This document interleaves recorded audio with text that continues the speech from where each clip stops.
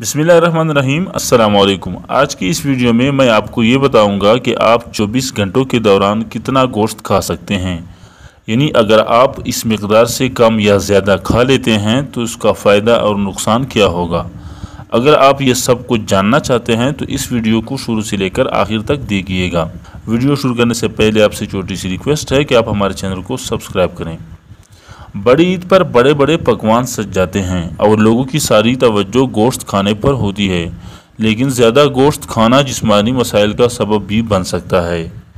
एक फ़र्द को दिन के 24 घंटों में कितना गोश्त खाना चाहिए और ज़्यादा गोश्त खाने से कौन से मसाइल जन्म ले सकते हैं, आज की इस वीडियो में ये ज़रूर जान लें और एहतियाती तदाबीर भी करें।